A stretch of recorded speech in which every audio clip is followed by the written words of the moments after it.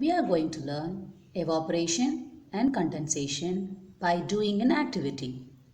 For this activity, we require a kettle, a glass of water, a mirror, a forceps, a glass tumbler, and few ice cubes.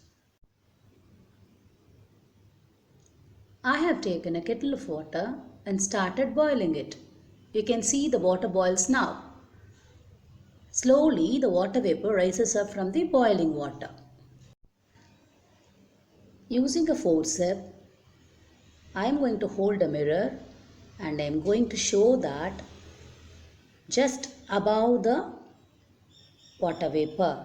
So, the water vapor will come in contact with the mirror and condense into a droplet. In this, when water vapor come in contact with this mirror, forms a droplet.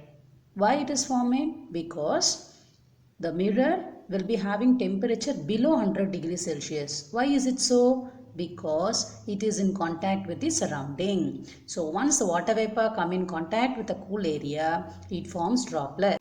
Now let us see an activity for condensation. For this activity, we need few ice cubes, a glass tumbler and a cup of water.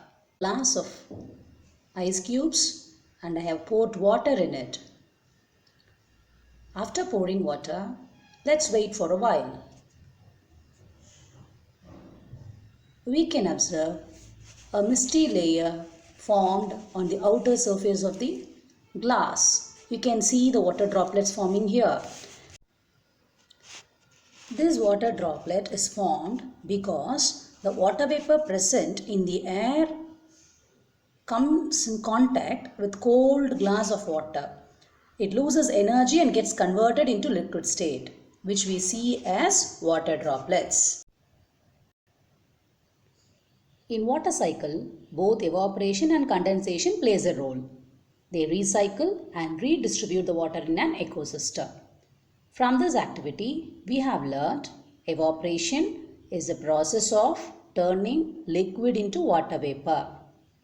Condensation occurs in the water cycle when water vapor cools and releases energy and changes phase back into liquid water. That is, condensation changes water vapor into liquid. Thank you, children. Let's meet in our next session.